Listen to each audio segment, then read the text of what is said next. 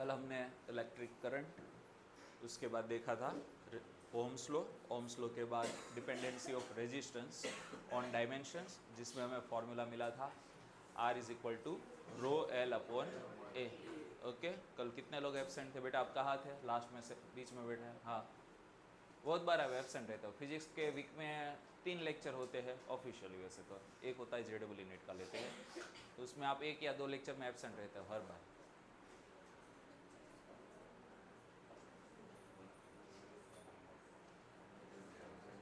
Present रहो, ठीक है। सो डिपेंडेंसी ऑफ रेजिस्टेंस देखा था ऑन डायमेंशंस, जिसमें हमें फॉर्मूला मिला था R is equal to rho L upon A. उसके हमने 2 एक्स्ट्रा फॉर्मूला भी निकाले थे, जो मैंने बोला था आपको MCQ सॉल्विंग में काम आ सकते हैं, ठीक है। सेम वायर को स्ट्रेच या तो कंप्रेस करके चेंज हो रहा है, ठीक है। तो जो चेंज हो रहा है तो उसके लिए वॉल्यूम के ऊपर डिपेंडेंसी वाला फॉर्मूला यूज करना पड़ेगा, क्योंकि सेम वायर के लिए वॉल्यूम चेंज नहीं होगा, स्ट्रेच करेंगे कंप्रेस करेंगे। हाँ, वायर के साथ दूसरा वायर कनेक्ट करके जब करते हैं चीज़ें तो चेंज हो जाता है, ठीक है। तो ये चीज़ें क्लियर होनी चाहिए। आज हम देखने वाले हैं करंट डेंसिटी। बुक में टॉपिक है नहीं उतना डिटेल में, और पहले हम देख लेंगे उसको डिटेल में एक्स्ट्रा के तौर पर, ठीक है। कई बार आपको कुछ उसके रिगार्डिंग कुछ क्वेश्चंस दिए हो तो आप एटलीस्ट सॉल्व कर पाओ, उस हिसाब से हम लर्न करेंगे उसको, ठीक है। तो करंट डेंसिटी पढ़ना है। क्या पढ़ना है भाई? Current density.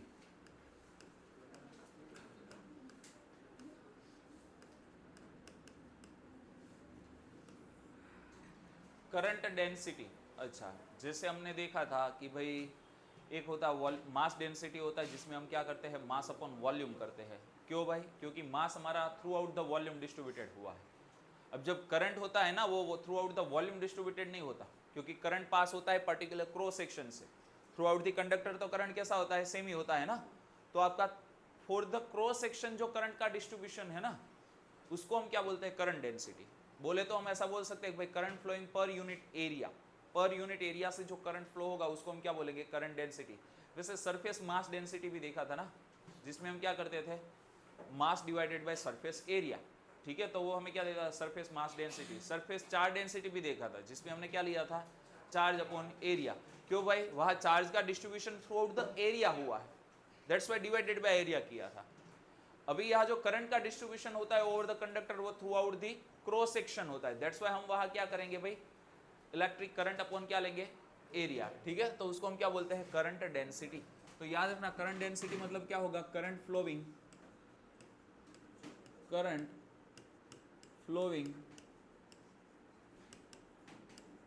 Unit perpendicular area. Kushal भाई, परपेंडिकुलर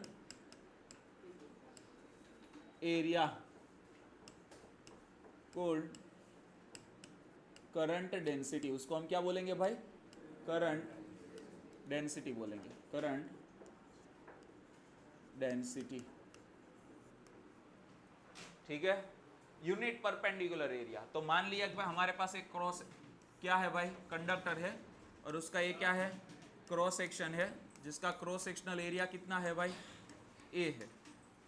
क्रॉस सेक्शनल एरिया कितना है? ए है। और इस कंडक्टर में मान के चलो करंट कितना फ्लो हो रहा है? आई। सो करंट डेंसिटी, ध्यान देना, current density I is equal to, current density को सिंबॉलिकली हम J से इंडिकेट करते हैं। Current density J is equal to, ठीक है, क्या होगा? I by A. Current flowing per unit perpendicular area. Area must भी कैसा होना चाहिए? करंट की जो फ्लोइंग डायरेक्शन है उसको परपेंडिकुलर होना चाहिए, क्योंकि मान के चलो टिल्टेड एरिया लिया ऐसा, तो एरिया बढ़ जाएगा ना, तो आपका डेफिनेशन है वो कंप्लीट रहेगा नहीं। तो हमें कैसा करना है भाई? यूनिट परपेंडिकुलर एरिया लेना है। तो मतलब हम जब भी टिल्टेड क्रॉस सेक्शन होगा कुछ इस तरीके से, मान के चलो ये हमारा क्या है भाई? कंडक्टर है, और वहां कुछ इस तरीके से हमारा क्रॉस सेक्शन बना हुआ है, टिल्ट। जैसे हमने इलेक्ट्रिक फ्लक्स में देखा था ना, पहले सरफेस ऐसे ली थी, बाद में सरफेस कैसी बना दी? थोड़ी सी टिल्ट। तो यहाँ क्रॉस सेक्शन भी टिल्ट हो सकता है, ठीक है। तो इसमें से मान के चलो करंट कितना फ्लो हो रहा है? आई करंट फ्लो हो रहा है। कितना करंट फ्लो हो रहा है? आई। और इसके लिए हमें करंट डेंसिटी डिफाइन करनी है। तो हमें इस क्रॉस सेक्शन का करंट को परपेंडिकुलर हो इस सरफेस का कंपोनेंट बनाना पड़ेगा। बट हमें पता है एरिया कैसी क्वांटिटी हम लेते हैं, वेक्टर क्वांटिटी। तो एरिया वेक्टर सरफेस को कैसा होता है, परपेंडिकुलर होता है। This is the area vector. तो अलोंग दी करंट जो कंपोनेंट बनेगा, ठीक है, इसको हम थीटा बोल देते, तो अलोंग दी करंट जो कंपोनेंट बनेगा वो क्या होगा, ए कोस थीटा, और वो परपेंडिकुलर कंपोनेंट हो जाएगा। तो हमें for this conductor current density define करना हो तो हम ऐसे कर सकते हैं, current density J is equal to क्या होगा, I बाई ए की जगह क्या लेना पड़ेगा, ए कोस थीटा। ठीक है, डिटेल में उतना नहीं जा रहे क्योंकि हमारे सिलेबस में टॉपिक है नहीं, बट फिर भी क्वेश्चंस आते हैं इसलिए पता होना चाहिए। तो J is equal to I by A क्या होगा, I by A cos theta. अब देखो I को सब्जेक्ट बनाऊं, J को सामने ले जाऊं, तो J ए कोस थीटा। क्लियर हुआ। लेट अज्यूम कि भाई J करंट डेंसिटी भी कैसी हम मान ले, vector quantity which is along the current. Let current density is vector quantity, vector quantity, और उसकी डायरेक्शन भी बतानी पड़ेगी ना, quantity which directed along current. Current की डायरेक्शन में कौन है भाई, करंट डेंसिटी है। ठीक है, तो ऐसे केस में हम क्या करेंगे भाई, देखो एरिया वेक्टर और करंट के बीच का ही एंगल था ना थीटा, तो एरिया वेक्टर एंड करंट के बीच का ही क्या था, एंगल था, और जे को हमने करंट की ही डायरेक्शन में लिया, तो हम बोल सकते हैं थीटा किसके बीच का एंगल है भाई, area vector and current density के बीच का ही एंगल है। तो इसको हम डॉट प्रोडक्ट के फॉर्म में शो कर सकते हैं। That mean I is equal to क्या होगा, माई जा, आई इज इक्वल टू जा। मैं तो ऐसे ही इसको याद रखता था क्योंकि रटने में मैं उतना एक्सपर्ट नहीं था, अब तो क्या है पढ़ाने से धीरे धीरे याद रह गया। ठीक है, तो आई जा माई जा ऐसे याद रखता था। ठीक है, तो I is equal to J A. Clear हुआ। अब देखो विकी भाई आपकी जगह कहाँ है, नहीं પણ તારી જગ્યા ક્યાં છે, હા તો ઊભો થા, એ બેસી નથી ગયો, તું ત્યાં જતો રહ્યો છે, પહેલા તું ત્યાં જ બેઠો હતો, નહીં નહીં નહીં તું ક્યાં હતો, એ હજુ હમણાં આવેલો છે, ફટાફટ આવ તારી જગ્યાએ આવ, હવે જગ્યા ચેન્જ નહીં કરતો, નહીં તો આવવાનું બંધ કરી દેજે।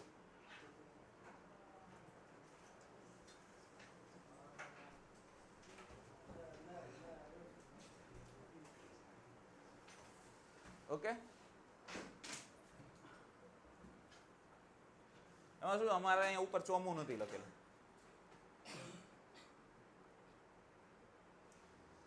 सो आई इज इक्वल टू जे, हमें क्या मिलेगा, फॉर्मूला मिलेगा जो current density area and current को रिलेट करता है। ठीक है, दिस इज द वेक्टरल रिलेशन। तो याद रखना करंट डेंसिटी वेक्टर क्वांटिटी है।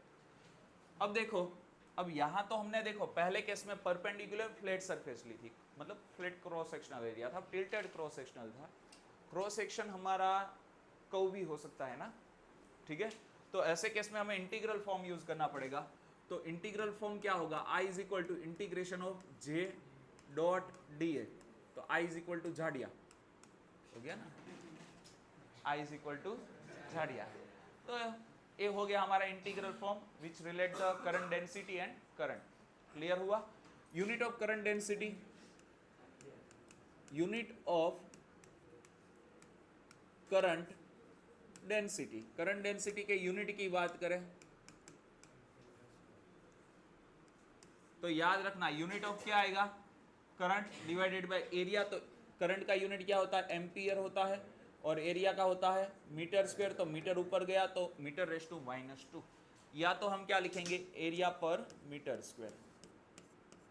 आपको जो अच्छा लगे वो लिख सकते हैं। क्लियर हुआ। तो ये क्या था हमारा करंट डेंसिटी। क्लियर हुआ यहाँ तक का। ओके, स्लाइड ऐड कर सकते हैं। यस, अब देखो, तो जो लास्ट वाला करंट डेंसिटी का अभी टॉपिक हमने खत्म किया वो एक्स्ट्रा के तौर पर है, बट अगेन फॉर्मूला उसके याद रखने हैं, उसके हर एक रिलेशन को आपको याद रखना पड़ेगा क्योंकि मेंशनिंग है ज़रूर। करंट डेंसिटी क्या होता है, बट उतना डिटेल में नहीं है, सिर्फ बता दिया J is equal to D है और वो क्या है, J वेक्टर क्वांटिटी है। अब देखो उसके बाद हमें देखना है vector form of Ohm's law. Ohm's law का कैसा form, vector form. Vector form of Ohm's law. Ohm's law का वेक्टर फॉर्म हमें देखना है। अब वेक्टर फॉर्म क्या इंडिकेट करता है तो वो पहले समझना है। तो सबसे पहले स्केलर फॉर्म तो पता होना चाहिए। तो स्केलर फॉर्म तो कल हमने देखा था, क्या था, V is equal to I R, ठीक है। सो वहां से ही हम स्टार्ट करेंगे। According to Ohm's law, according Ohm's law क्या है भाई, voltage is directly proportional to क्या होता है, करंट होता है। प्रोपोर्शनैलिटी की साइन रिमूव करके हमने कांस्टेंट पुट किया था R, that is the resistance. जब भी आप थियरी लिखो ना तब आपको हर एक चीज़ का इन्फॉर्मेशन देना पड़ता है, जैसे कि V क्या है, वोल्टेज है, R क्या है, रेजिस्टेंस है, I क्या है, करंट है, ठीक है। तो ये लिखनी ज़रूरी होती है चीज़ें, बट आप एग्जाम में नहीं लिखते तो उसके मार्क्स कटते हैं। जब बोर्ड की एग्जाम होगी आपके मार्क्स अच्छे आएंगे ना, जब बिलो द 45 आएंगे आउट ऑफ 50, तो मॉडरेटर उसमें चेक करेगा, और मॉडरेटर तो हर एक डिटेलिंग का ध्यान रखता है। तो लिख दो ऐसे फटाक से भाई, according to Ohm's law relation between the voltage V and current I given by V is equal to I R, where R is the resistance. Simple सी चीज़ हो गई, ठीक है, ओके। अब देखो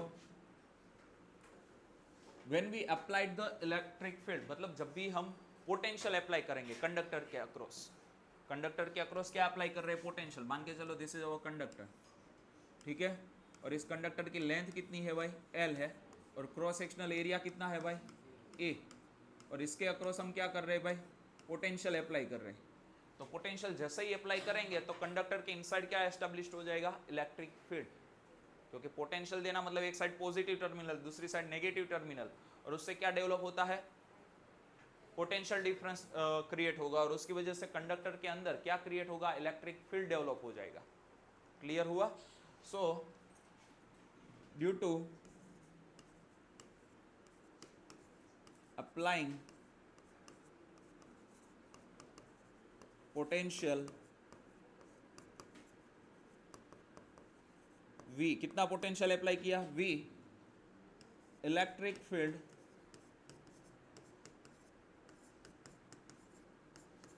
develop across in conductor. Conductor के अंदर क्या डेवलप होगा भाई, इलेक्ट्रिक फील्ड डेवलप होगा, और वो इलेक्ट्रिक फील्ड कितना होता है, electric field is equal to क्या लिखते हैं हम, V बाई एल लिखते हैं, याद आ रहा है, E इज इक्वल टू क्या होगा, V बाई एल। क्लियर हुआ यहाँ तक का, ओके। अब कई लोग बोलते हैं सर इनसाइड कंडक्टर तो फील्ड 0 होता है, बट हमने यहाँ एक्सटर्नल फील्ड नहीं दिया है, हमने यहाँ क्या अप्लाई किया है, पोटेंशियल डिफरेंस, और ये पोटेंशियल डिफरेंस की वजह से डेवलप हुआ फील्ड है, तो 0 मत कर देना, ठीक है। एक्सटर्नल फील्ड मतलब क्या होता है, बाहर से आपका कोई फील्ड आ रहा है और उसके अंदर कंडक्टर रखा है, तो कंडक्टर के इनसाइड फील्ड 0 होगा। बट जब पोटेंशियल डिफरेंस क्रिएट करते हैं तो इनसाइड द कंडक्टर क्या होगा, फील्ड डेवलप होगा, और वो कितना होता है, electric field is equal to V upon L। Uniform field होता है, फील्ड कैसा होगा, यूनिफॉर्म होगा, और जब भी यूनिफॉर्म इलेक्ट्रिक फील्ड होता है तब हम कौन सा फॉर्मूला यूज कर सकते हैं, E is equal to V by L direct, ठीक है।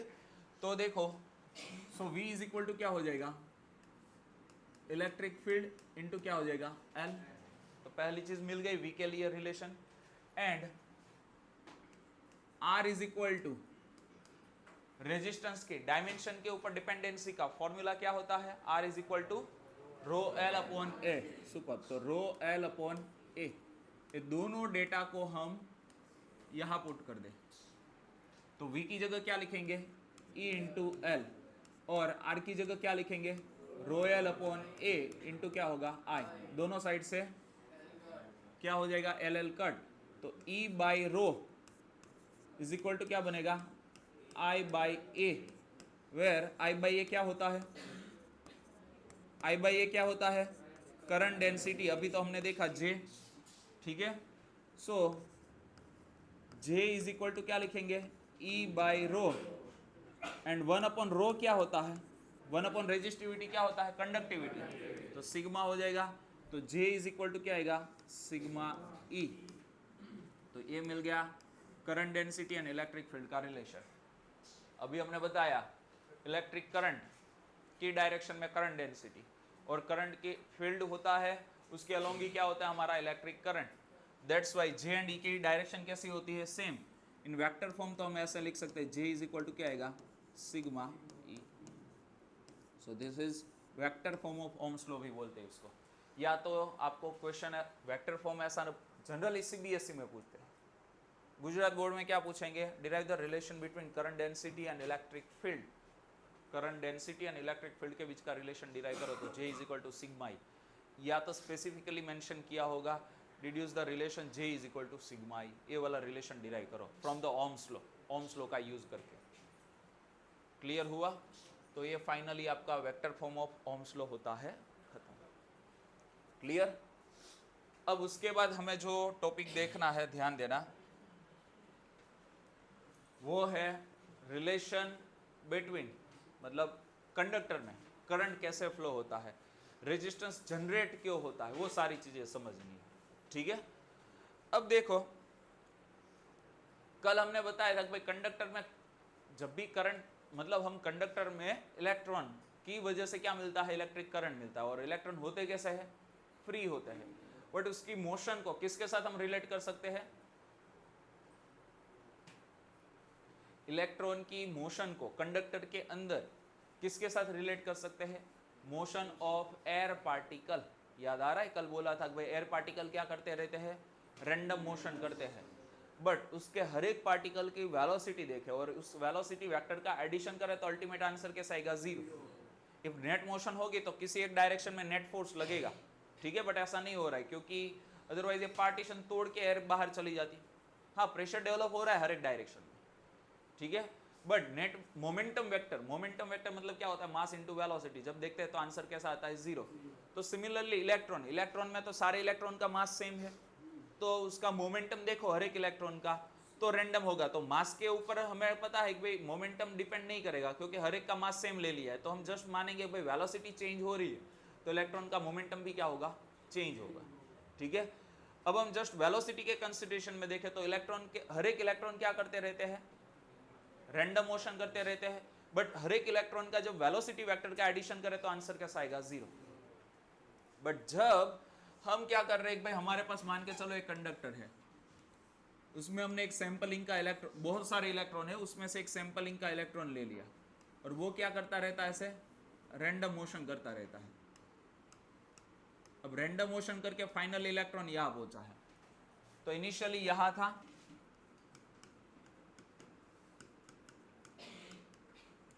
और कुछ टाइम के बाद फाइनली यहां पहुंचा। तो जब हमने पोटेंशियल अप्लाई नहीं किया था तो इलेक्ट्रॉन की जो वेलोसिटी होती है वो कैसी होगी, नॉन जीरो, जीरो नहीं होगी।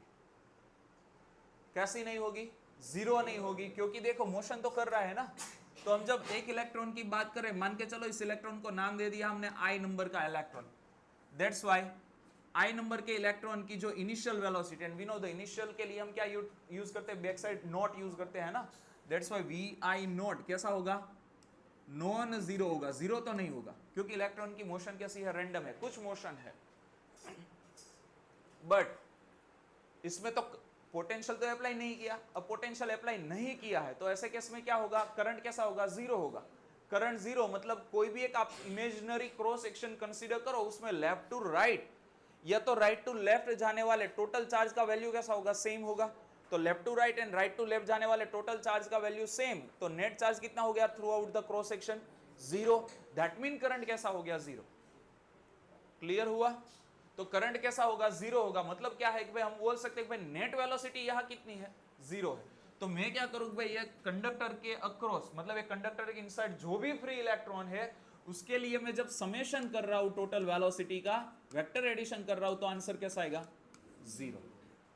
ठीक है, तो हम यहां लिख सकते हैं for any ith electron, for any ith electron Vi naught is equal to कैसा होगा, 0 होगा। बट फॉर ऑल इलेक्ट्रॉन्स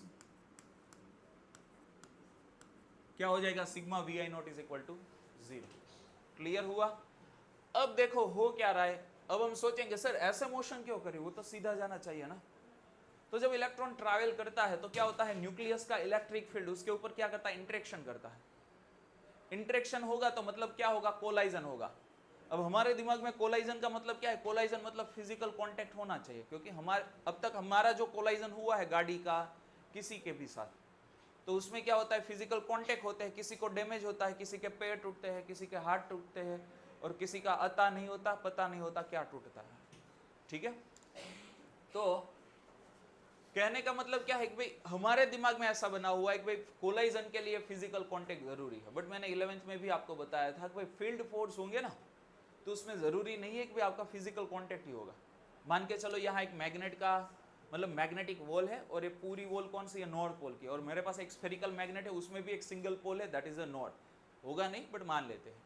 अब मैं नॉर्थ वाला मैग्नेट यहाँ फेंकूँ तो ए वाली वॉल उसके ऊपर कौन सा फोर्स लगाएगी, रिपल्सिव, तो वो डिफ्लेक्ट करके इस बॉल को दूसरी साइड भेज देगी, that is the one kind of. देखो अब मैग्नेटिक ना लेते और क्रिकेट का बॉल लेते और सिंपल सा फेंकते तब भी वो रिटर्न ही आने वाला है ना। तो जब नॉर्थ पोल वाला मैग्नेट लिया तो आते आते उसकी काइनेटिक एनर्जी यहाँ 0 हो गई, देन रीबाउंस हो गया, दूसरी ओर चला गया, तो वो भी क्या हो गया, one kind of collision.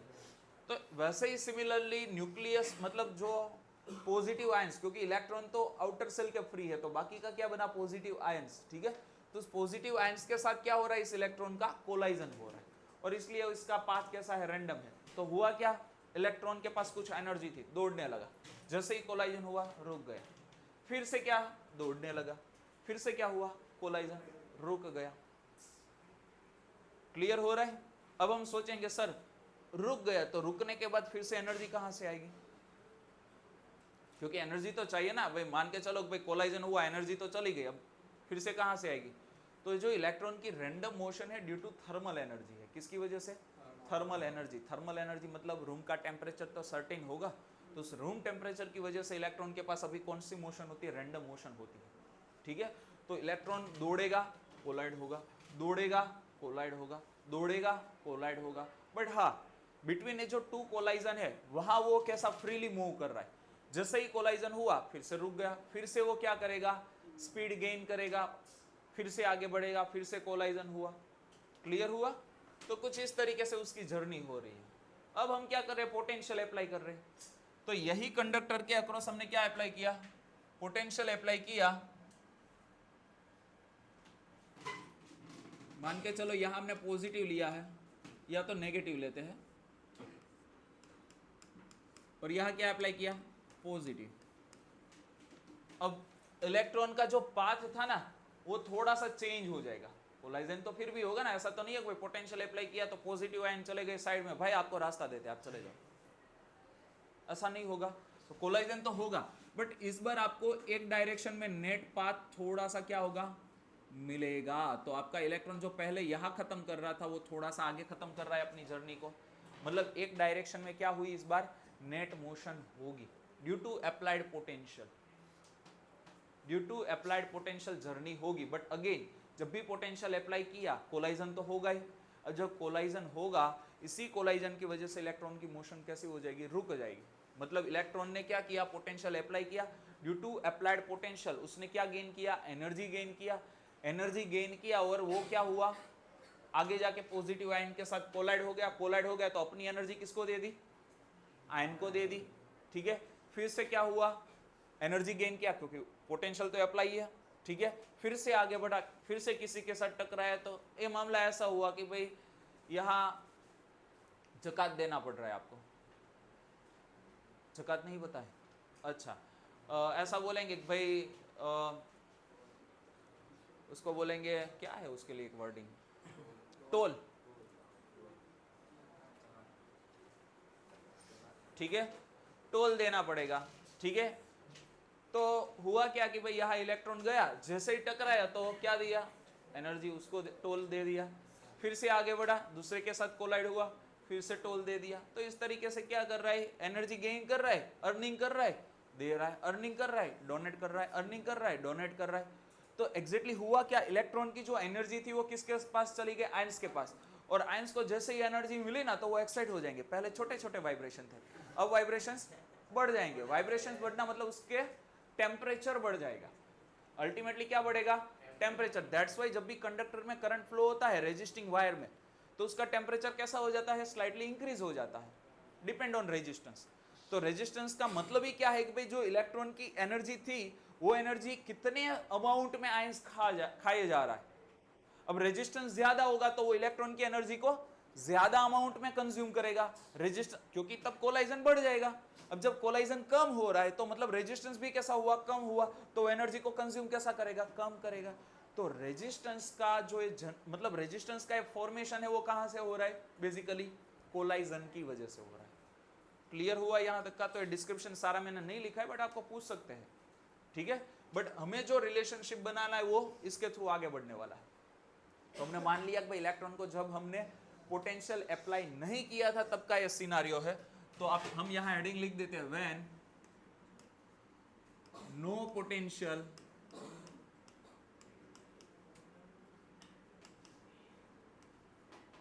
Applied, apple हो गया, जब कोई पोटेंशियल अप्लाई नहीं किया है तब का यह सीन है। Now we applied the V potential, हमने कुछ पोटेंशियल अप्लाई किया। अब जैसे ही पोटेंशियल अप्लाई करते हैं, when potential is applied, potential हमने क्या किया है भाई? अप्लाई किया है। अब पोटेंशियल अप्लाई करेंगे तो होगा क्या? अगेन रिपीट, जैसे लास्ट टाइम किया था, कंडक्टर में क्या होगा? Current, sorry, electric field develop होगा, और इस इलेक्ट्रिक फील्ड की वजह से इलेक्ट्रॉन ड्रैग होंगे, खींचे चले आएंगे अपोजिट टू दी फील्ड। हमें पता है इलेक्ट्रॉन की motion opposite to the field होती है, ठीक है। तो फील्ड के अपोज में इलेक्ट्रॉन क्या हो जाएंगे? खींचे चले आएंगे, ड्रैग होके आएंगे। अब जैसे ही इलेक्ट्रॉन ने, भाई देखो पहले तो शांति से बैठा था, हम मान लेते एक इलेक्ट्रॉन, इलेक्ट्रिक फील्ड मिला, दौड़ने लगा। क्यों भाई? इलेक्ट्रिक फील्ड की वजह से चार्ज के ऊपर क्या लगता है? इलेक्ट्रिक फोर्स लगता है, ठीक है। अब फोर्स लगेगा तो उसकी वजह से मोशन कैसी होगी? एक्सेलरेटिंग। तो इलेक्ट्रॉन दौड़ना स्टार्ट करेगा, स्पीड बढ़ेगी। जैसे ही आया कौन? क्योंकि उसने एनर्जी गेन की ना, कौन से फॉर्म में आई? काइनेटिक एनर्जी के फॉर्म में। जब हम एवरेज सिनारियो लेते हैं ना तब पूरा केस चला जाता है। अभी हम एक ही इलेक्ट्रॉन की माइक्रोस्कोपिक लेवल पर बात कर रहे हैं, ध्यान देना। हम पूरे कंडक्टर में सारे इलेक्ट्रॉन की बात करेंगे तो पूरा सिनारियो चेंज हो जाएगा बाद में। तो हुआ क्या? इलेक्ट्रॉन पहले मान के चलो स्टेशनरी है, हमने यहां नॉट इक्वल टू जीरो बोला है, बट एवरेज के लिए बात करें तो इलेक्ट्रॉन की मोशन कैसी है? जीरो है। अब उसने क्या किया? फील्ड मिला, फील्ड की वजह से फोर्स लगा, फोर्स की वजह से उसने स्पीड गेन की और काइनेटिक एनर्जी इंक्रीज हुई। जैसे ही इंक्रीज हुई, कौन आ गया बीच में? Positive ion. उसको क्या दे दिया?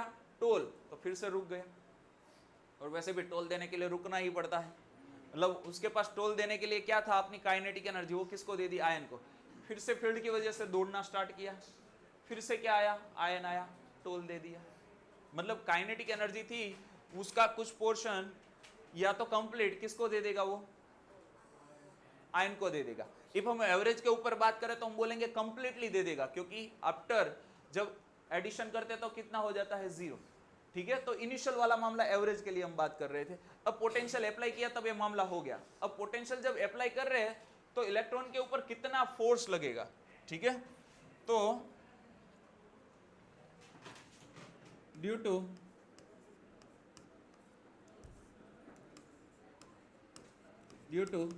this potential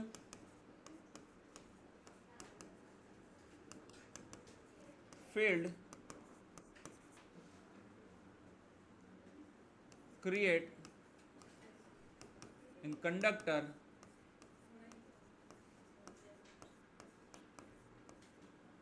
and force, बातें नहीं, will exert on electron। क्या होगा? फोर्स एक्सर्ट होगा किसके ऊपर? इलेक्ट्रॉन के ऊपर, ठीक है। अब वो फोर्स कितना एक्सर्ट होगा? हमें पता है फोर्स इज इक्वल टू क्या होता है? Charge into electric field. अब electric field due to potential कितना डेवलप हुआ? मान के चलो E।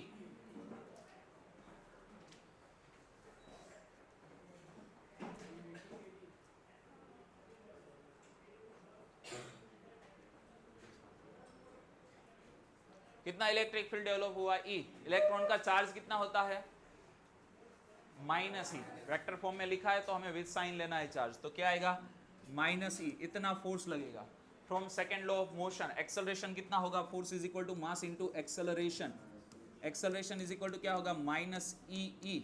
सो एक्सेलरेशन अल्टीमेटली हमें मिलेगा minus E E upon M. ये हमें क्या मिल गया, एक्सेलरेशन। क्लियर हुआ।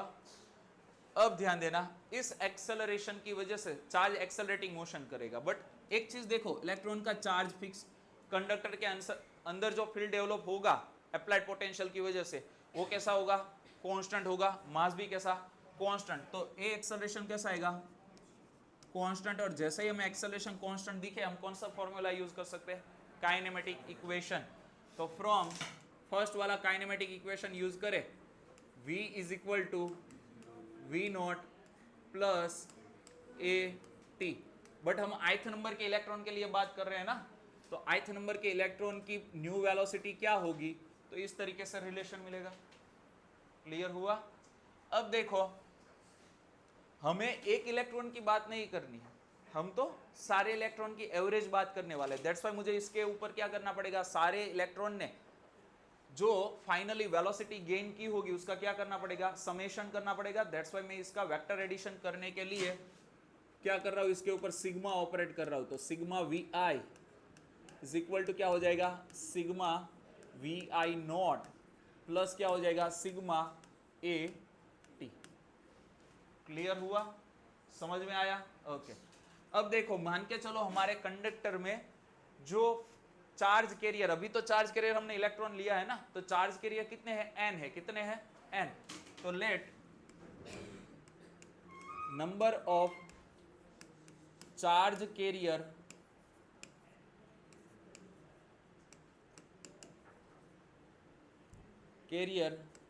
Is N. चार्ज कैरियर कितने हैं भाई, एन है। तो हम क्या लिखेंगे, sigma V I is equal to sigma V I not. जैसा था वैसा ही कर रहे, फर्क नहीं पड़ रहा है। एक्सेलरेशन कैसा है, कांस्टेंट है ना, तो उसको तो बाहर भेजा, क्या होगा, सिग्मा टी डिवाइडेड बाई कर देते हैं दोनों साइड एन। एन क्या था हमारा, नंबर ऑफ चार्ज कैरियर। अब देखो वी आई क्या है, एक इलेक्ट्रॉन ने फाइनली गेन की हुई वेलोसिटी। ठीक है, आफ्टर कितने टाइम के बाद, टी टाइम के बाद। क्लियर। हमने सारे इलेक्ट्रॉन की वेलोसिटी का मतलब, आप मान के चलो पहला एक इलेक्ट्रॉन था हमारा रिदम, ठीक है, और उसने गेन की हुई हमने वेलोसिटी फाइंड की। ऐसे आपके क्लासरूम में जो भी स्टूडेंट है, सारे स्टूडेंट की हमने क्या कर ली, फाइनली गेन की हुई वेलोसिटी फाइंड कर ली। उसका क्या किया हमने, वेक्टर एडिशन किया। वो तो नॉन जीरो होगा, क्यों भाई, क्योंकि हमने पोटेंशियल अप्लाई किया है। डिवाइडेड बाय क्या कर रहा हूं, नंबर ऑफ स्टूडेंट कर दूं, तो हम ऐसा बोल सकते हैं that is the average gain की हुई वेलोसिटी। समझ में आ रहा है। और एवरेज ऑलवेज कैसा होता है, कांस्टेंट होता है, याद है ना। एवरेज मतलब सबके लिए कैसा वैल्यू मान लिया गया, सेम। ठीक है, तो ए वाली जो वेलोसिटी है, this is the average velocity.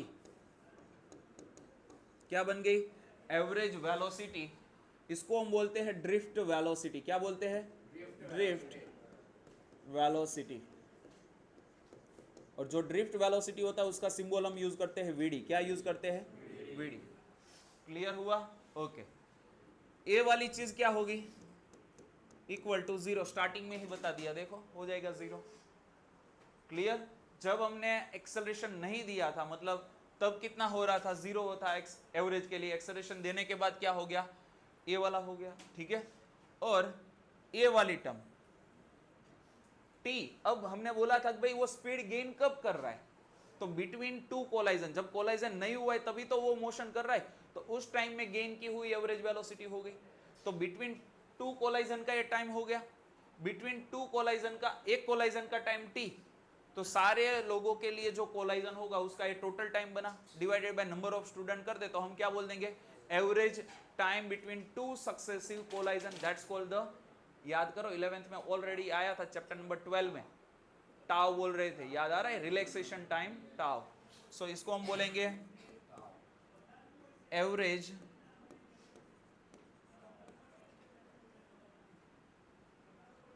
Average time between two successive collision.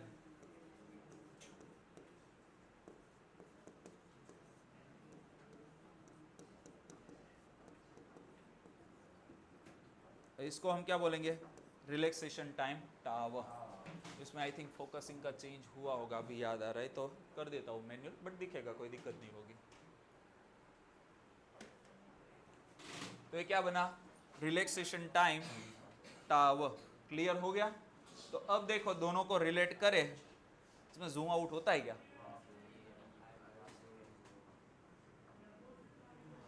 और मूव करूँ वही तो पेन में जाओ। जोरदार हो તમે બધા, સ્માર્ટ થઈ ગયા।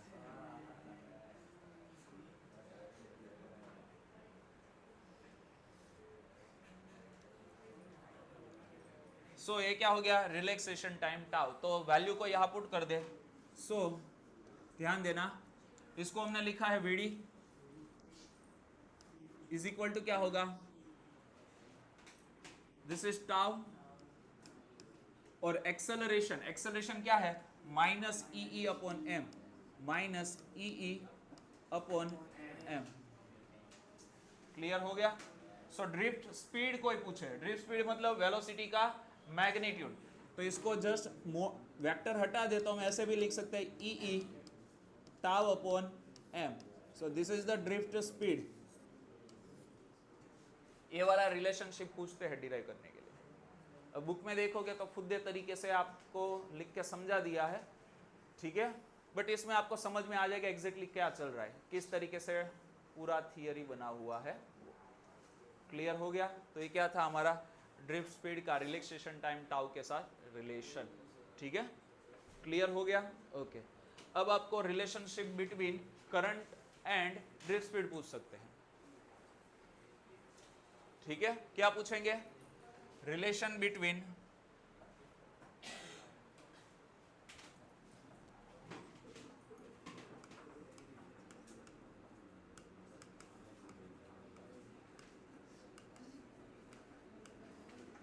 ड्रिफ्ट स्पीड एंड करंट, इसके बीच का रिलेशनशिप पूछेंगे। अब देखो, मान के चलो दिस इज अवर कंडक्टर, ये क्या है भाई? कंडक्टर। क्लियर? अब देखो इस कंडक्टर का क्रॉस सेक्शनल एरिया ए है, कितना है भाई? ए। अब इसमें मुझे कुछ रिक्वायरमेंट पहले से ही होगी, तो उस रिक्वायरमेंट की क्या जरूरत है वो बाद में डिस्कस करेंगे, बट मान के चलो इसका number of charge carrier per unit volume, मतलब मान के चलो इस कंडक्टर का सर्टेन वॉल्यूम v है और उसमें नंबर ऑफ चार्ज पार्टिकल कितने हैं? n है, तो नंबर डेंसिटी ऑफ क्या होगा? Number divided by volume, number divided by volume, उसको हम क्या बोलते हैं?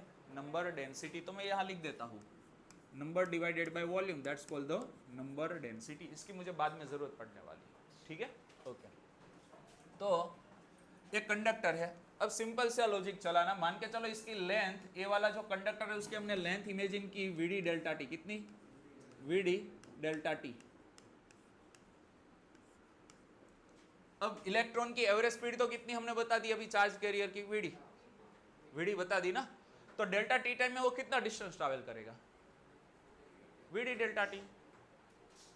स्पीड इनटू टाइम से क्या मिलता है? डिस्टेंस। स्पीड तो हमने बता दिया भाई, इलेक्ट्रॉन का बोले तो चार्ज कैरियर का स्पीड कितना होगा? वीडी होगा, चार्ज कैरियर का स्पीड वीडी होगा, तो डेल्टा टी टाइम में वो VD delta T distance travel करेगा। तो इसकी लेंथ वीडी डेल्टा टी है, मतलब डेल्टा टी टाइम में इलेक्ट्रॉन की स्पीड तो वीडी होगी, तो यहां जो इलेक्ट्रॉन होगा वो डेल्टा टी से लेस टाइम में इसको क्रॉस करेगा, ये वाले पॉइंट को। क्लियर हो रहा है भाई? सिंपल सा लॉजिक है कि भाई यहां हम एक लाइन में सब लोग खड़े हैं, ठीक है, तो मान के चलो लास्ट वाला बंदा है वो 1 मिनट में उसको क्रॉस कर रहा है, तो आगे खड़े बंदे लेस टाइम में तो क्रॉस तो कर ही देंगे ना डोर को। समझ में आ रहा है कि भाई सब लोग लाइन में खड़े, लास्ट वाले बंदे को डोर तक पहुंचने में 1 मिनट लग रहा है, तो आगे वाले को कम टाइम लगेगा, तो हम बोल सकते हैं कि भाई ये वाला डिस्टेंस vd डेल्टा t है और यहाँ जो एक चार्ज पार्टिकल है उसकी स्पीड भी कितनी है, vd है। वैसे तो सारे चार्ज पार्टिकल की स्पीड vd है, बट अभी हमने जो माना उसकी vd है, तो डेल्टा t टाइम में इतना तो डिस्टेंस ट्रैवल कर ही लेगा। तो यहाँ जो इलेक्ट्रॉन है वो सारे इसको तो क्रॉस करने ही वाले हैं इन डेल्टा t टाइम, बट हाँ इसके बाद के वो क्रॉस नहीं कर पाएंगे।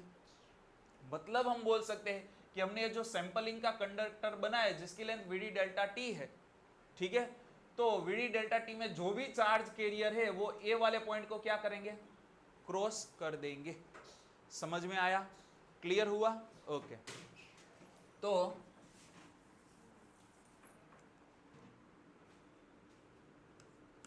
वी नो, अभी हमने लास्ट स्लाइड में जो फॉर्मूला लिखा था वो फिर से लिख देते हैं। vd इज इक्वल टू क्या होगा,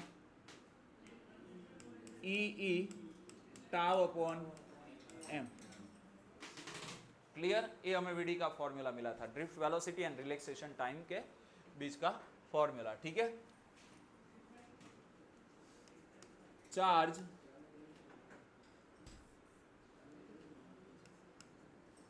लेट थोड़ा सा डिटेल में जाते हैं। Let consider a conductor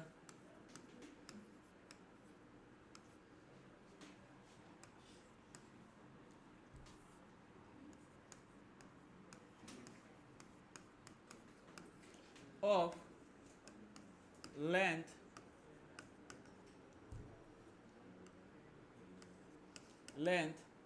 vd delta t and cross-sectional area a। Cross sectional area कितना कंसीडर कर लिया, a। लेंथ कितनी ले ली हमने, vd delta t, having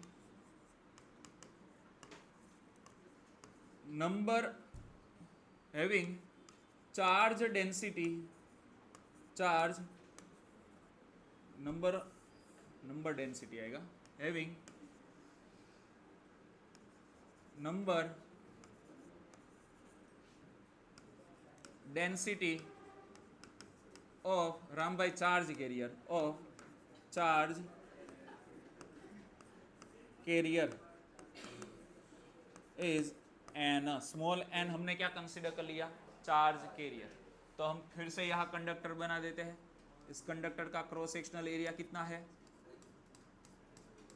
conductor का क्रॉस सेक्शनल एरिया कितना है, ए है, और लेंथ कितनी हो जाएगी, vd डेल्टा t। क्लियर हुआ? तो इसमें जो भी चार्ज कैरियर होंगे ये वाले कंडक्टर में, वो सारे चार्ज कैरियर इस कंडक्टर को क्या कर लेंगे, पास कर लेंगे, ठीक है। तो यहाँ हम लिख सकते हैं राइट साइड का जो पॉइंट है ये वाला क्रॉस सेक्शनल एरिया, यहाँ हम पॉइंट P बना देते हैं ताकि आपको पता चले यहाँ से आने वाले सारे इलेक्ट्रॉन इस P पॉइंट को क्या कर लेंगे, क्रॉस कर लेंगे। क्लियर हुआ? अब ध्यान देना। So charge career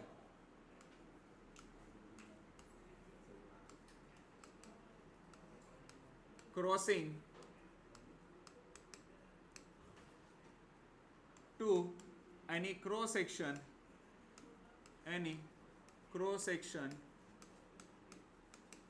in delta t time अब charge carrier number of charge career लिख देते हैं, अच्छा रहेगा। सो नंबर ऑफ चार्ज कैरियर जो क्रॉस कर रहे हैं किसको, यानी क्रॉस सेक्शन को डेल्टा टी टाइम में, वो कितना होगा, तो हमने बोला इतने वॉल्यूम में जो भी होगा वो क्रॉस करने वाला है। अब देखो इसका वॉल्यूम कितना है, vd डेल्टा टी इंटू ए, इसका वॉल्यूम हो गया। और इस वॉल्यूम में जो भी चार्ज होंगे वो सारे क्रॉस करने वाले हैं। अब पर यूनिट वॉल्यूम में हमने चार्ज कितना बोल दिया है, small n, that is the number density, बोला ना, number of charge carrier per unit volume.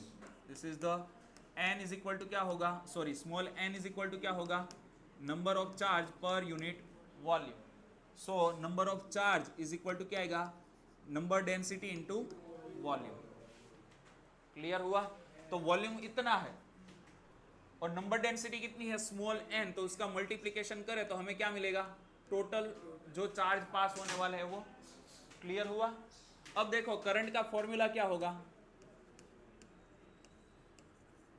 I is equal to क्या होता है Q by T, but time हमने कितना लिया है डेल्टा टी।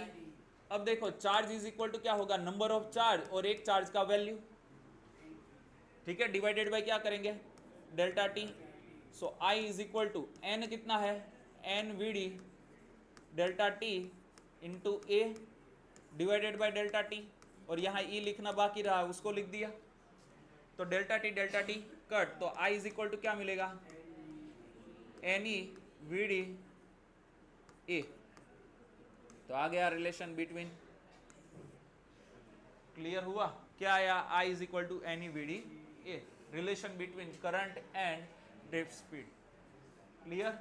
अब देखो आई बाई ए लिखे, ए यहाँ डिवीजन मल्टीप्लिकेशन में सामने गया तो डिवीजन में एन ई वी डी, ठीक है। तो अहमदाबादी की लैंग्वेज में जाने वड़ी આપણે એમ કે ને, તો I by A is equal to जाने वड़ी, J is equal to NEVD।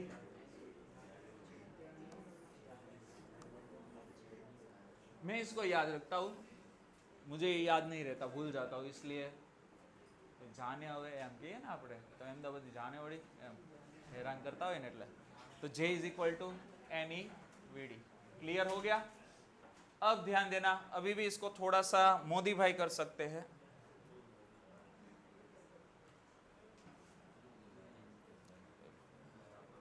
Modi भाई को याद किया और कांग्रेस का हाथ भी लेके आना पड़ रहा है।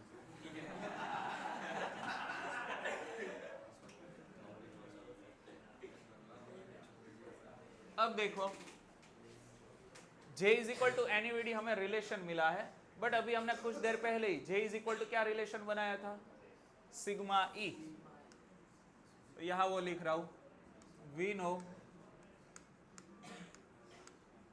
J is equal to sigma E, और दूसरी चीज VD is equal to EE tau upon M था, दोनों वैल्यू को यहां पुट करें, सो J की जगह सिग्मा E और NEVD की जगह उसमें NEVD की जगह EE टाउ अपॉन M। तो देखो दोनों साइड से EE स्वाहा, तो हमें सिग्मा इज इक्वल टू क्या मिलेगा NE square tau upon M। तो ए वाला रिलेशनशिप भी आपको पूछ सकते हैं, क्लियर हुआ। और इसके थ्रू ही हमें टेम्परेचर के ऊपर मटेरियल किस तरीके से डिपेंड करता है वो पता चल जाएगा, क्लियर हुआ। टेम्परेचर के ऊपर कोई भी मटेरियल कैसे डिपेंड करता है वो इस फॉर्मूला के थ्रू हम बता सकते हैं। सिग्मा इज इक्वल टू क्या होगा NE square tau upon M, clear हुआ यहाँ तक का, पेज में घुसा क्या, ओके। अब देखो जब न्यूमेरिक आप सॉल्व करोगे तो ज़्यादा क्लेरिफिकेशन मिलेगा। ड्रिफ्ट स्पीड जो जनरली मिलती है ना वो मिलीमीटर पर सेकंड में होती है, कितनी होती है मिलीमीटर पर सेकंड, मतलब 1 सेकंड टाइम लगेगा, तो जो स्केल का आपका सबसे छोटा मार्किंग होता है ना उतना इलेक्ट्रॉन चलेगा आगे। मतलब हम बोल सकते हैं हमारा लेक्चर खत्म होगा तो वहां से चार्ज निकला है, वो चार्ज को यहां तक पहुंचने में लेक्चर खत्म हो जाएगा। इलेक्ट्रॉन वहां प्लग से घुसा, उस इलेक्ट्रॉन को यहाँ कैमरा तक पहुंचने में 1.5 घंटे का लेक्चर निकल जाएगा। ऑलमोस्ट 3 मीटर का वायर है ना, 3 मीटर मतलब कितना हुआ मिलीमीटर में 3000, तो 3000 सेकेंड का टाइम लगेगा। 3000 डिवाइडेड बाय 60 करो, 3600 करो ना 3000, तो 45 मिनट के आसपास आएगा। कितना आ रहा है 3000 डिवाइडेड बाय 60 करो 50 मिनट, हाँ तो बस, तो 50 मिनट का टाइम लगा। कितना टाइम लगेगा 50 मिनट, मतलब मान के चलो आज तो रिदम जल्दी आ गया है, रिदम लेट आया होता तो रिदम देखता अच्छा वहां से इलेक्ट्रॉन घुसा, लेक्चर खत्म होते तो वो बीच में ही पहुंचा होगा। 50 मिनट तो चले जाएंगे वहां इलेक्ट्रॉन को पहुंचने में, क्लियर हुआ। अब 2 वे जर्नी कंसीडर करें, इलेक्ट्रॉन आया फिर से वहां गया, लूप में खत्म होगा सर्किट, इसलिए तो ऐसे केस में क्या हो सकता है मोर देन मतलब 100 मिनट जितना टाइम लगेगा, क्लियर हुआ यहाँ तक का। तो याद रखना जनरली ड्रिफ्ट वेलोसिटी कैसी होती है कम होती है, बहुत कम होती है, फिर भी हमें करंट ट्रिमेंडस मिलता है। उसका रीजन क्या है, नंबर डेंसिटी टू लार्ज होती है, डिस्क स्पीड भले ही कम हो, इलेक्ट्रॉन का चार्ज भी देखो कैसा है, स्मॉल है, टू स्मॉल, 1.6 × 10⁻⁹ VDB मिलीमीटर में, फिर भी करंट लार्ज मिलने का रीजन क्या है, n, क्योंकि नंबर डेंसिटी 10⁻29 जितनी होती है, नंबर डेंसिटी कितनी होती है 10⁻29, फ्री इलेक्ट्रॉन पर यूनिट वॉल्यूम में कितने हो गए 10⁻29 जितने हो सकते हैं कॉपर जैसे कंडक्टर में, अच्छे वाले कंडक्टर में, थोड़े बहुत वेरी करेंगे, ठीक है। अब देखो sigma is equal to N square tau upon M हमने खत्म कर लिया। इसको थोड़ा सा डिटेल में समझते हैं कि भाई क्या फर्क पड़ेगा जब टेम्परेचर बढ़ाएंगे तब क्या इंपैक्ट होता है, टेम्परेचर घटाएंगे तब क्या इंपैक्ट होगा, वो सारी चीजें। तो temperature dependency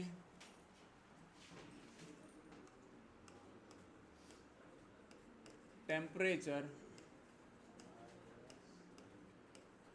dependency of resistor on of resistor, simple लिख देते, टेम्परेचर डिपेंडेंसी ऑफ रेजिस्टर। अब बीच में कुछ टॉपिक मैंने स्किप किए, आगे पीछे कर रहा हूँ, फॉर्मूला आया है इसलिए डायरेक्टली करवा रहा हूँ, बाद में हम उस टॉपिक को कर लेंगे, उससे फर्क नहीं पड़ेगा कोई। सो टेम्परेचर डिपेंडेंसी के बारे में पढ़ रहे हैं, तो अभी हमने फॉर्मूला देखा, सिग्मा इज इक्वल टू क्या होता है N square tau upon M. Sigma क्या है, सिग्मा क्या है conductivity, charge carrier, surface charge density. तो आज चेंज हो गया या अभी चेंज हुआ, अभी चेंज हुआ, ओके। सिग्मा क्या है कंडक्टिविटी, रो क्या है, अच्छा रो फाइंड करना है तो इसके ऊपर से क्या करेंगे इनवर्स करना है, तो भाई रो इज इक्वल टू क्या होगा M upon N square tau, इसको 1 अपॉन रो लिख देते हैं, ऐसे चलेगा ना, क्लियर हुआ, okay. And R is equal to क्या आएगा रो एल बाई ए, मतलब रेजिस्टिविटी एंड रेजिस्टेंस कैसे होंगे डायरेक्ट रिलेशन में होंगे, क्लियर हुआ, ओके। अब ध्यान देना, फॉर कंडक्टर के लिए बात कर रहे हैं, किसके लिए कंडक्टर के लिए, फॉर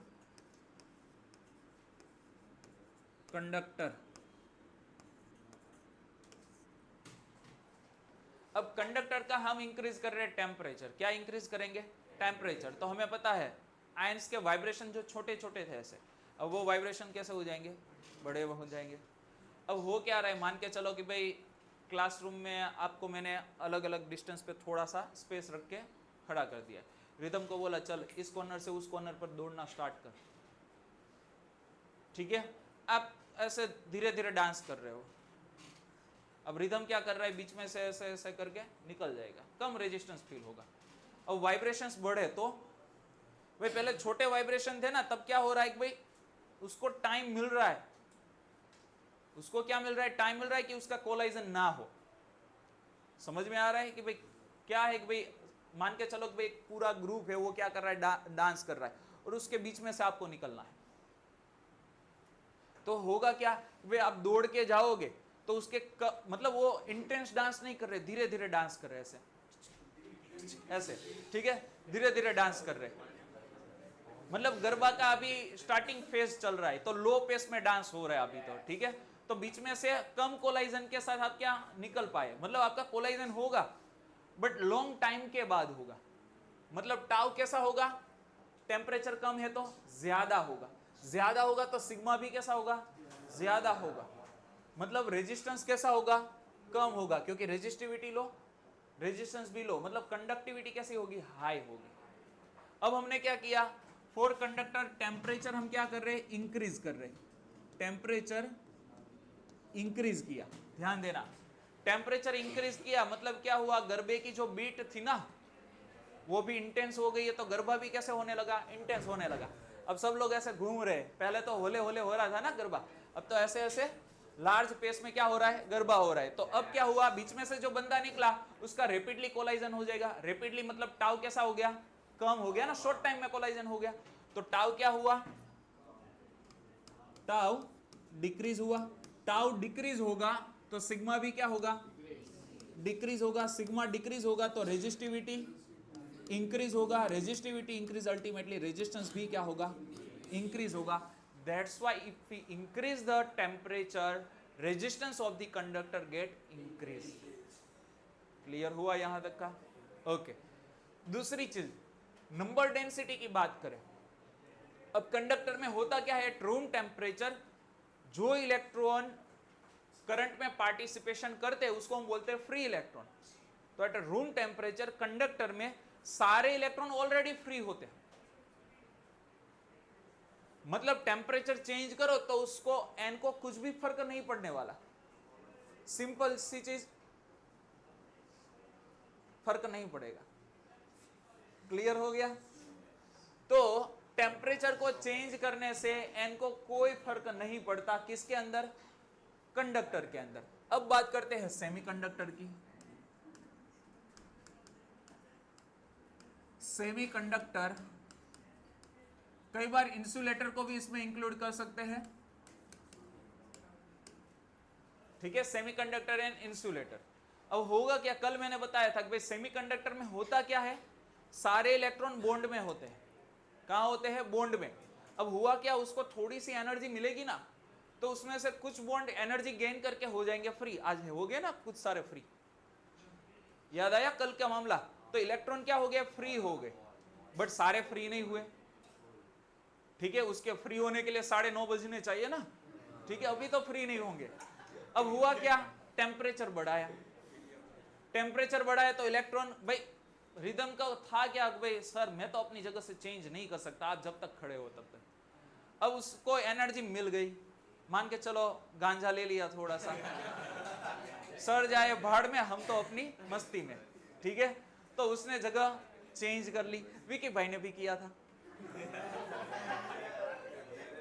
ठीक है, तो नशा उतार दिया और उसको फिर से आगे बुला लिया, भाई तो अपनी जगह पे ही बैठ। ठीक है, तो हुआ क्या, रिदम ने जगह चेंज कर ली। मतलब देखो टेम्परेचर बढ़ गया ना तो रिदम हो गया फ्री।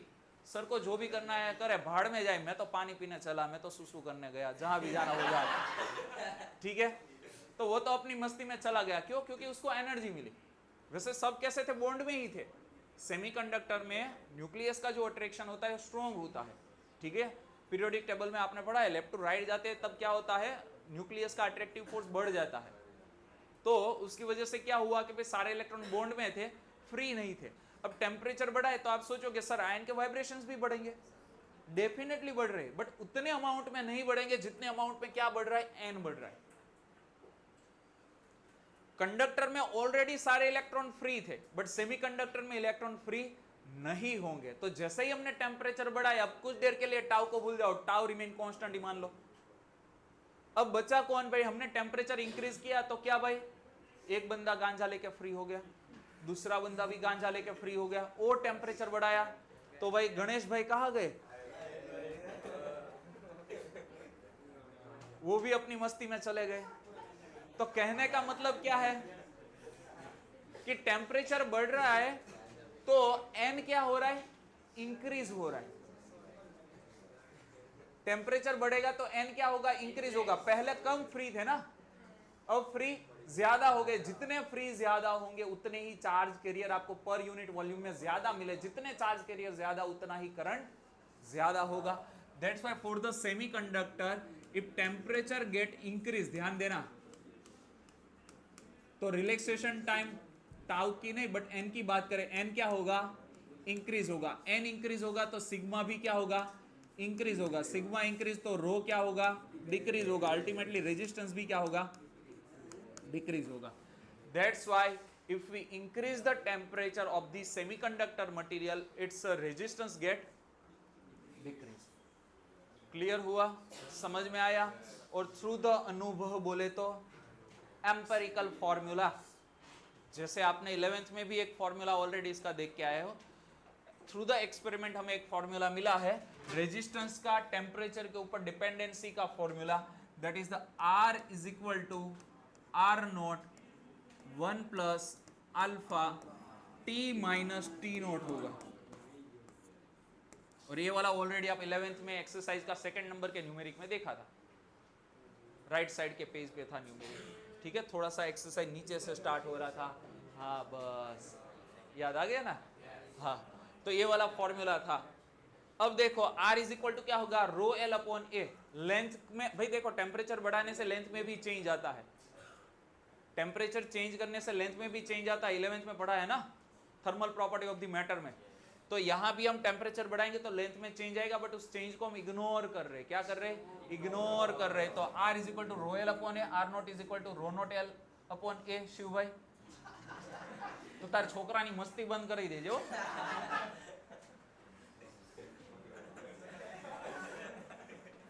સમજાઈ ગયું? બાપા થઈને છોકરાની મસ્તી કરો એ સારું ન લાગે। આટલી ઉંમર થઈને હજુ તમે સમજતા નથી। હાઈટમાં તાર કરતા તાર છોકરો મોટો છે, શરીરમાં તોય પૂગી જ જાહે। તું તો એનસીસી નથી કરતો, એ તો રાઇફલ લઈને આવશે ને। ध्यान रखिए, छोकरानी मस्ती नहीं। चलो, so R is equal to rho L upon A. तो यहाँ रो हो जाएगा, एल अपॉन ए दोनों साइड आने वाला है, कट होने वाला है। तो R rho is equal to rho not 1 plus alpha T minus T not. Clear? Alpha को हम क्या बोलते हैं,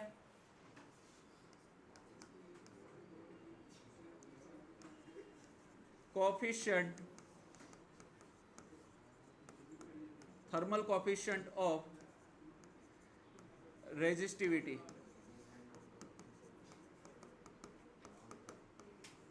यूनिट की बात करें, ध्यान देना, 1 दैट इज द डायमेंशनलेस। तो प्लस जो भी होगा वो भी कैसा होना चाहिए, डायमेंशनलेस।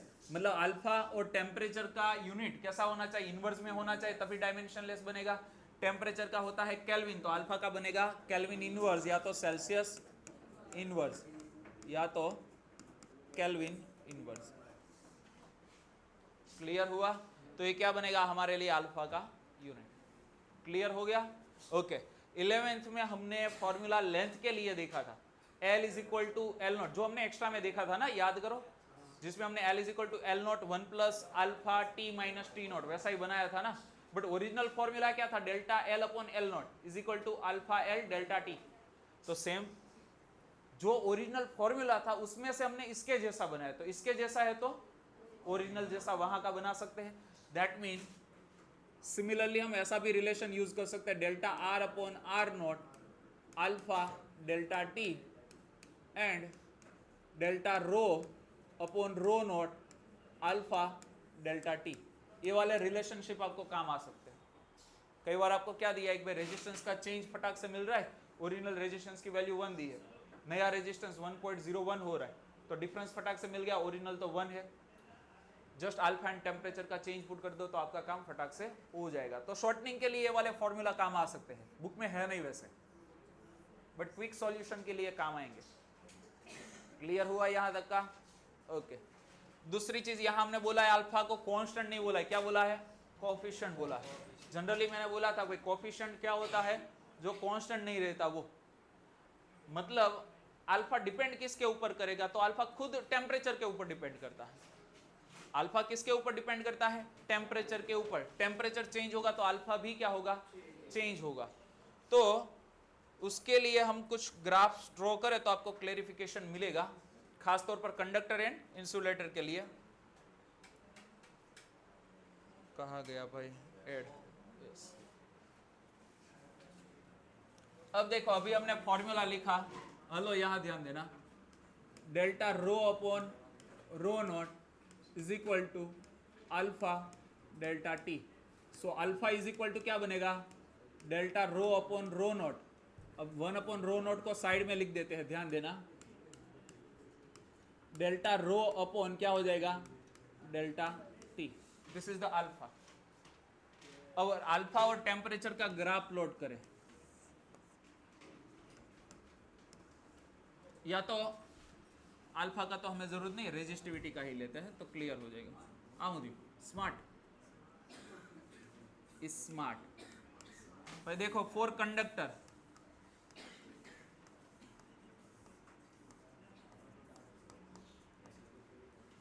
यहां हम रो ले रहे और यहां टेम्परेचर। तो कंडक्टर के लिए जो ग्राफ आएगा वो थोड़ा सा ऐसे आएगा।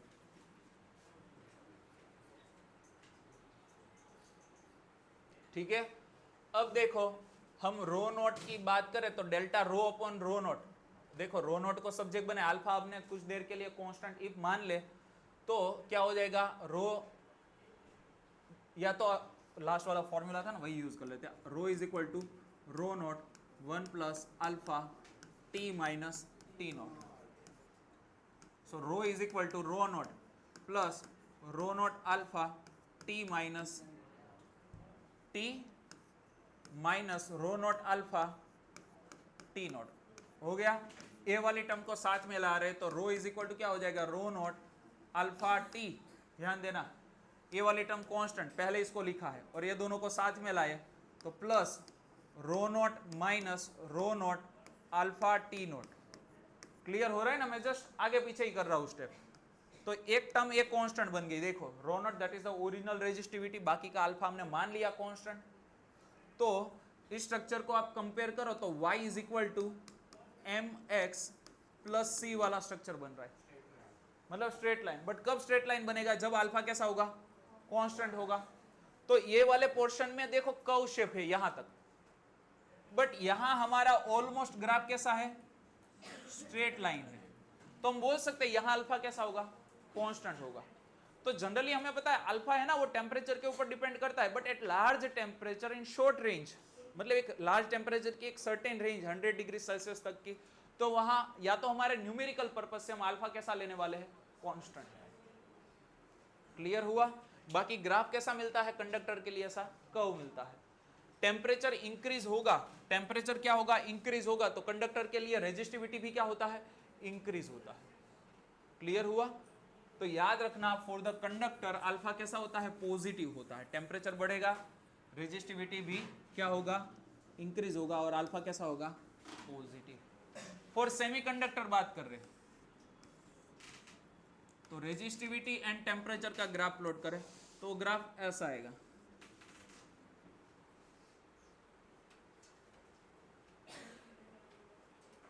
ग्राफ कुछ इस तरीके से आएगा। तो यहां देखो टेम्परेचर बढ़ रहा है तो रेजिस्टिविटी क्या हो रहा है, कम हो रहा है। तो याद रखना फॉर सेमीकंडक्टर एंड इंसुलेटर दोनों के केस में अल्फा कैसा होगा, नेगेटिव होगा। और एक ग्राफ आपको बुक में दिया है और वो ग्राफ है फॉर एलॉय मटेरियल, और वो ऑलमोस्ट ऐसे स्ट्रेट लाइन है। यहां है रो और यहां लिया है टेम्परेचर। अब ध्यान देना ए वाला पॉइंट और ए वाला पॉइंट, और यहां पॉइंट, मैं दो पॉइंट कंसीडर कर रहा हूं। सो दिस इज द क्या हो गया, डेल्टा टी, और ए वाला क्या बना, डेल्टा रो। तो याद रखना मैं देखो वैल्यू ऑर्डर के साथ नहीं जा रहा हूं, बट आप बुक में वैल्यू के साथ दिया है तो वहां आप कंपेयर करके चेक कर सकते हो। Delta rho upon delta T that is the slope हो गया ना, ठीक है। ए वाला जो फैक्टर है ना वो ऑलमोस्ट जीरो मिलता है, ऑलमोस्ट जीरो। अब आप सोचोगे सर यहां तो स्लोप लार्ज दिख रहा है, बट ग्राफ का स्केलिंग देखो ना तो पता चलेगा। यहां देखो सबसे ऊपर की वैल्यू कौन सी है, ग्राफ देखो तो 1.20, ओके, और नीचे की वैल्यू कौन सी है 1, तो डिफरेंस कितना आया 0.20 का। और टेम्परेचर का चेंज बताओ कितना है 600 चेंज, दैट इज द 600 इतना है। तो वैल्यू कैसा आया, टू स्मॉल, चेक कर सकते हो। समझ में आ रहा है, एक भाई टेम्परेचर का लार्ज चेंज हो रहा है फिर भी आपका रो में चेंज कैसा हो रहा है, टू स्मॉल, मतलब रो ऑलमोस्ट कैसा रहता है, कांस्टेंट रहता है। कैसा रहता है, कांस्टेंट। तो याद रखना एलॉय मटेरियल की टेम्परेचर के ऊपर डिपेंडेंसी उतनी नहीं होती। तो याद रखना, मतलब जो एग्जांपल दिया उसके लिए ही आप खास ध्यान रखना। तो इसके लिए अल्फा हम कैसा आएगा, ऑलमोस्ट जीरो आएगा। कैसा आएगा, अल्फा इज ऑलमोस्ट जीरो। और एक किसके लिए, फॉर एलॉय मटेरियल, ठीक है। और उसका एग्जाम्पल भी उसमें दिया है, कौन कौन से एग्जाम्पल है चेक करो तो। उसमें जो ग्राफ दिया है वो किसका है, निक्रोम का है।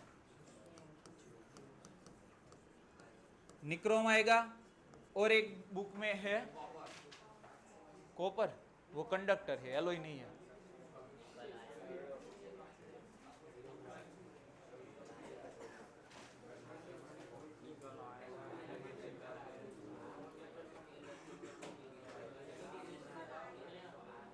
That is the nickel iron, that is the alloy material of the nichrome। Nichrome के कौन से मटेरियल से बना है उसके बारे में इंफॉर्मेशन है।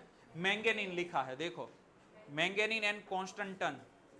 तो मैंगेनीन की बात करते हैं खास तौर पर, यहां ध्यान देना, निक्रोम एंड मैंगेनीन।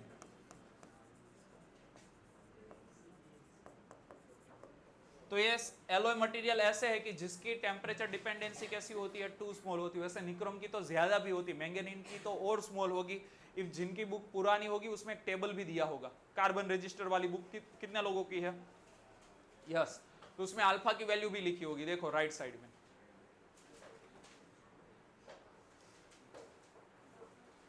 दिख रही है अल्फा की वैल्यू। अच्छा, तो निक्रोम की कितनी वैल्यू है अल्फा की, 0.002 -3। और मैंगेनीन की कितनी है, 0.0। अच्छा, ने निक्रोम ની કેટલી છે 0। तो किसकी अल्फा की वैल्यू कम है, निक्रोम की,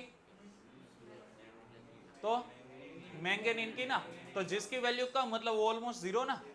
मतलब मैंगेनीन के लिए ऑलमोस्ट रेजिस्टेंस कैसा होता है, टेम्परेचर नहीं, रेजिस्टेंस होता है, टेम्परेचर के ऊपर डिपेंडेंसी कैसी होती है, जीरो। अब इसका यूज आप कहां कर सकते हो, जैसे कि आप लेबोरेटरी में एक्सपेरिमेंट कर रहे हो, आपके पास रेजिस्टेंस बॉक्स होते हैं जिसमें जो पिन निकाले वो रेजिस्टेंस एक्टिव हो जाता है, पता है, ओके। हमने ऐसा लगता है कि भाई हम रेजिस्टेंस अटैच करने से माही और मिक्षा बातें करने के लिए बैठते हो क्या, आपका अपना ही चल रहा है लेक्चर वहां। तो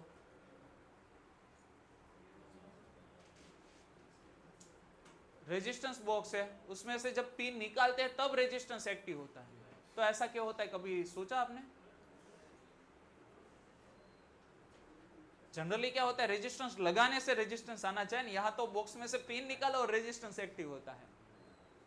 तो वो कभी तो सोचना चाहिए ना, या तो गूगल करना चाहिए कि कैसे रेजिस्टेंस बॉक्स वर्कआउट करता है, ढूंढ लेना अपने आप से, ठीक है। या तो थोड़ा सा दिमाग लगाओगे तब भी पता चल जाएगा। बट रेजिस्टेंस बॉक्स में मान के चलो आपने रेजिस्टेंस निकाला 100 ओम। अब समर में टेम्परेचर ज्यादा होता है तो रेजिस्टेंस अलग आएगा, विंटर में टेम्परेचर कम होता है तब रेजिस्टेंस अलग आएगा। ऐसा होगा तो आपके एक्सपेरिमेंट में हर बार क्या आती रहेगी, एरर आती रहेगी। तो याद रखना, रेजिस्टेंस के रिगार्डिंग जब भी एक्सपेरिमेंट होगा और रेजिस्टेंस आपका हर बार वेरी करेगा तो क्या होगा, एक्सपेरिमेंट उतना अच्छा रहेगा नहीं, डाउटफुल हो जाएगा, एरर वाला होगा। तो एरर को मिनिमाइज करने के लिए आपको ऐसा रेजिस्टेंस यूज करना चाहिए जो टेम्परेचर के ऊपर डिपेंड नहीं करता। That's why we have to use the manganin to make the resistance of the resistance box. तो रेजिस्टेंस बॉक्स में जो रेजिस्टिंग वायर होते हैं उसमें मैंगेनीन का यूज करोगे तो सबसे बेहतर रहेगा। क्लियर हुआ यहां तक का, ओके। तो ये सारी चीजें आपको क्लियर होगी तो और डिटेलिंग के साथ पता चलेगा भाई क्या मामला हो रहा है, किसका कहाँ यूज कर सकते हैं। जब आपको कंडक्शन की हाई रिक्वायरमेंट हो तो कंडक्टर का यूज करो, टेम्परेचर के साथ क्या लेना देना है वो हमें नहीं जरूरत, तो कंडक्टर का यूज कर लो। मान के चलो आपको ऐसे मटेरियल की जरूरत है जिसमें अलग तरीके से वर्कआउट होगा, सेमीकंडक्टर इलेक्ट्रॉनिक्स देखेंगे तो हम सेमीकंडक्टर मटेरियल का यूज करते हैं। और जब हमें ऐसे मटेरियल चाहिए जो टेम्परेचर के ऊपर डिपेंड नहीं करते तो हम किसका यूज करेंगे, मैंगेनीन का, निक्रोम का as a heating element use करते हैं। हीटिंग एलिमेंट मतलब आपने देखा होगा आयरन, सॉरी आयरन। तो उसमें हमें क्या करना है, या तो हाँ टोस्टर में, तो उसमें क्या होता है, एक स्प्रिंग होती है, कोयल, ठीक है। तो वो स्प्रिंग वगैरह निक्रोम से ही बनाई जाती है। स्कूल में मुझे याद है एक बार एक्सपेरिमेंट करवा रहा था, तो उसमें दिक्कतें आ रही थी कि भाई जो वायर है ना, वो कई बार वो जो कौन सा एक्सपेरिमेंट था, सोनोमीटर का एक्सपेरिमेंट था, वो उसमें एक तार होता है और उसके दो साइड हम क्या करते हैं, वुडन प्लांक लगाते हैं, ठीक है, सपोर्ट देते हैं नाइफ एज वाले, और वेट लगा के मैग्नेट रख के और वो वाइब्रेशंस चेक करना होता है। तो होता क्या है, जब सप्लाई देते हैं ना तो वायर उतना गर्म हो जाता है, एक बार कई बार मेल्ट भी हो जाता है।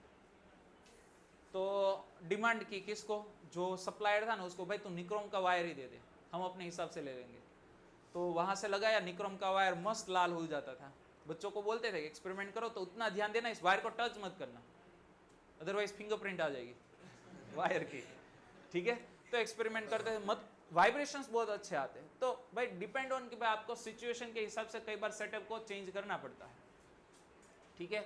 बेहतर रहता है मैंगनीज, क्योंकि टेम्परेचर के ऊपर डिपेंडेंसी नहीं होती, ठीक है। तो ये सारी चीजें आपको क्लियर होनी चाहिए। समझ में आया यहाँ तक का? तो ये क्या था, temperature dependency of resistance. Clear भाई, बुक में देखो तो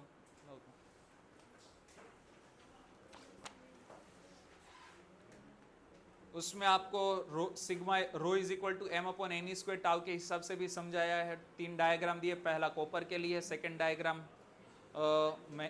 निक्रोम के लिए है, एंड द लास्ट वाला जो डायग्राम है वो सेमीकंडक्टर के लिए। क्लियर? बट तीनों के लिए अल्फा की वैल्यू आपको पता होनी चाहिए। कंडक्टर के लिए पॉजिटिव, एलॉय मटेरियल खास तौर पर मैंगनीज के लिए ऑलमोस्ट 0, और किसके लिए भाई, सेमीकंडक्टर के लिए कैसी होगी, नेगेटिव। बोलो तो विजित। हाँ तो उसमें अल्फा की वैल्यू क्या दी है कांस्टेंट टन के लिए, देखो टेबल में देखो,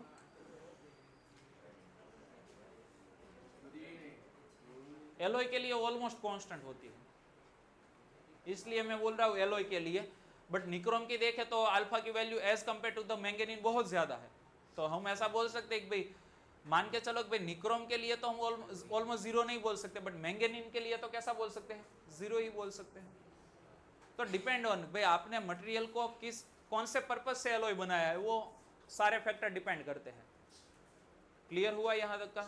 तो थोड़े से आपको आइडिया होने चाहिए। बोलो यहाँ तक कोई दिक्कत है तो? नहीं है? तो नेक्स्ट टॉपिक कौन सा आने वाला है हमारा?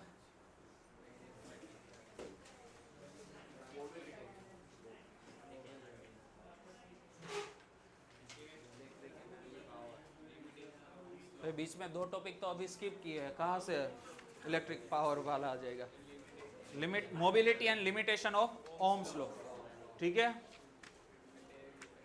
और आई थिंक किरचॉफ तक पहुंच जाएंगे, न्यूमेरिक नहीं करेंगे तो।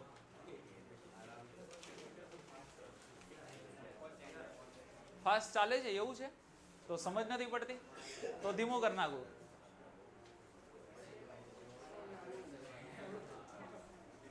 ये तो 3-4 बार भणी गए એવું लागे છે। किरचॉफ आएगा ना तब स्लो हो जाएगा, डोंट वरी, क्योंकि उसमें न्यूमेरिक आपको करने हैं, मुझे नहीं, और यहाँ ही हम करेंगे। हाँ 3 न्यूमेरिक है, तीनों यहाँ आपको करने, उसमें से एक मैं करवाऊंगा, 2 आप करेंगे।